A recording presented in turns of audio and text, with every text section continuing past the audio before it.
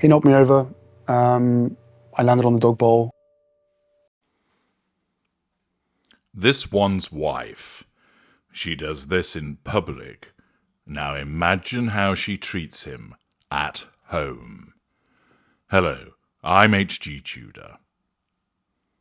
Certain narcissists don't operate with a facade. These are the lesser narcissists.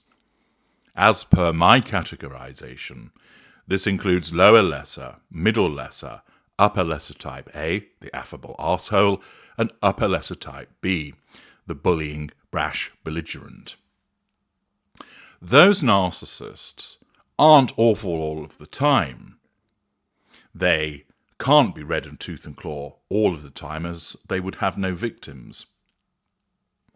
But they don't operate a facade. They don't operate a facade of superiority. They don't operate a facade of being a rough diamond. They don't operate a facade of being a kind and caring person. What they do is they retract the claws. The fangs aren't shown, and they behave in a more normal fashion, but it doesn't last for long. These individuals have a low threshold on their ignited fury, so you'll regularly be experiencing them verbally abusing people, whether it's their spouse, a friend, a family member, a waitress. They'll be loud, in your face, often getting into fights, often seen destroying property, often seen exploding and flouncing. There's no facade with these individuals. And often they may well engage in very unpleasant behaviour towards their intimate partner primary source, even in a public space. Hitting them, verbally abusing them, grabbing them, pushing them around, ordering them about, and they don't give a damn who sees it. Greater narcissists operate with a very evolved facade. One whereby you think that they're a hugely capable individual, not seen as necessarily caring in an overwhelming angel kind of way, but you certainly don't appreciate the malevolence that lurks behind that external facade that is generated. The greater narcissist ensures that people are controlled, and they do so using the dark arts. This is done away from the prying gaze of the public, that behind the closed doors, that certain mind games will invariably be utilised to control that intimate partner primary source, making it very difficult for them to pin any actual evidence on the behaviour of that narcissist.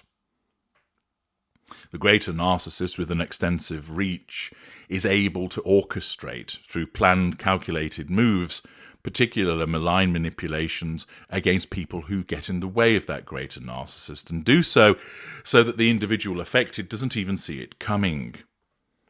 All of this then enables that narcissist to maintain to the outside world that they are the heroic sports person, the much-loved national treasure, the titan of industry.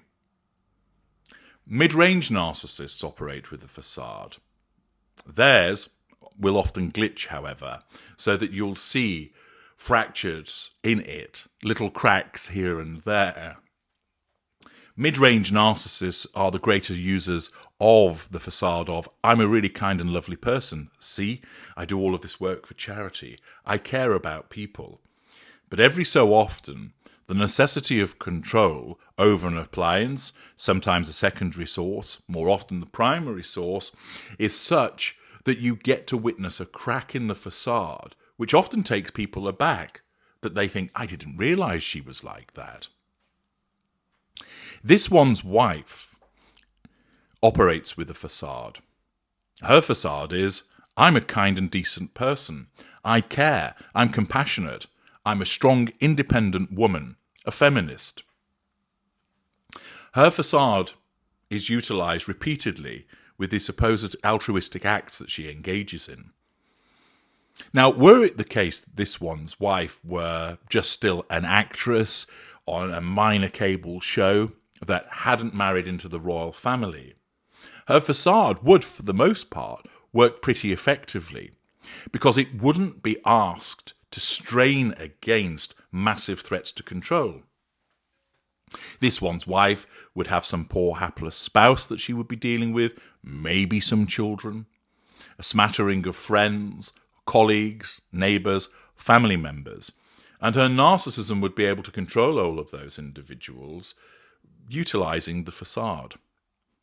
The problem that she's got is that she became catapulted onto the international stage, and her narcissism got her there, but as I've explained before, isn't very good at keeping her there. It's simply not up to the job of dealing with someone who is as untalented as she is, as charisma-free as she is, who regularly faces repeated threats to her control, with the issue being that when there is that tension between facade management and the threat to control aspect always wins. The need to assert that control wins out, which means that she will create problems for the facade. In effect, her narcissism seeks to balance the presentation of her as being this kind, empathic person, but then struggles to nullify threats to control.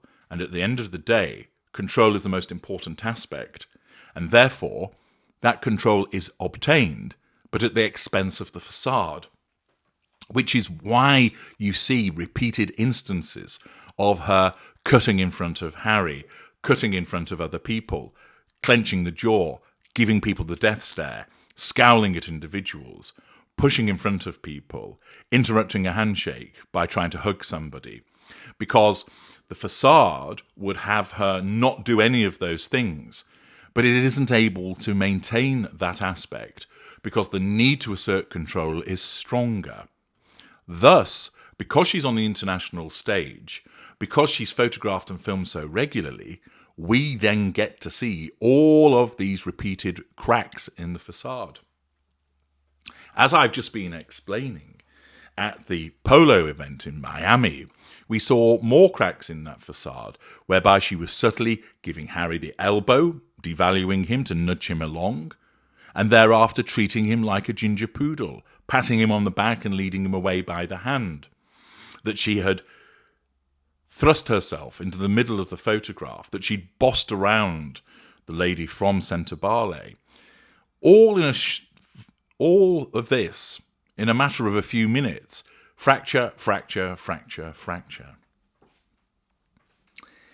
Now, given the fact that she behaves like this towards Harry in public, nudging him with the elbow, dragging him along like a naughty schoolboy being taken to piano practice, imagine what it's like behind closed doors for him. If she is so contemptuous of him, to treat him like this in public, such is the need to assert control over him, then it starts to give you an indication and an idea of how she treats him behind closed doors. Narcissists that operate with a facade naturally behave differently towards the intimate partner primary source who is in sustained devaluation.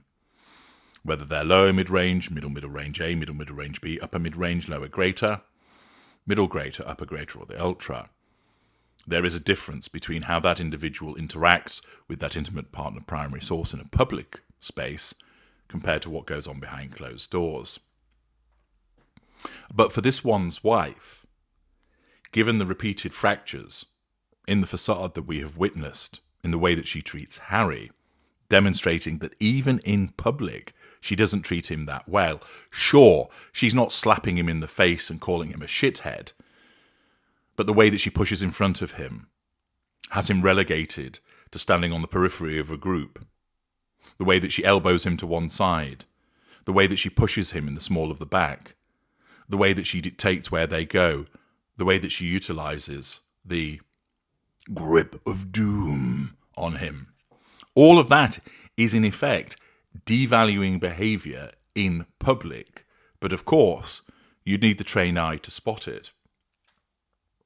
Thus, given that she behaves like that towards him in public, you know that behind closed doors the behaviour will get even worse. She'll invalidate him. She'll belittle him. She will take him round and round and round in circular conversations. She'll shout at him. She'll be argumentative. She'll insult him. She'll compare him less favourably to other men. She will bring up matters from the past to criticise him. And, in all likelihood, will be destroying property by flinging plates around and quite possibly physically assaulting him also. You probably don't have a lot of sympathy for Harry, ultimately deciding that he made his bed, he has to lie in it. But the point is, he is the victim of a narcissist, and the treatment that you see meted out to him in public is just the tip of the iceberg, and is demonstrative that behind closed doors, his life is far from happy.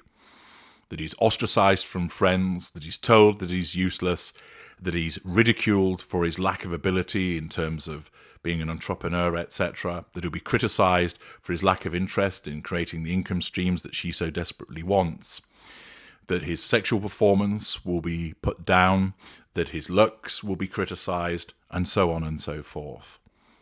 On a regular basis, she will devalue him, and she will do so in a harsh and unpleasant fashion, before then doling out a respite period, causing Harry to think, oh, everything's all right, she does really love me, if I just keep trying hard, I'll make everything all right. Thus he becomes conditioned, a prisoner in his own home. The playboy prince that was once so happy-go-lucky is now being led around like a dog on a lead. This gives you the insight in what it's like to be the victim of the narcissist that is this one's wife. I'm H.G. Tudor. Thank you for listening.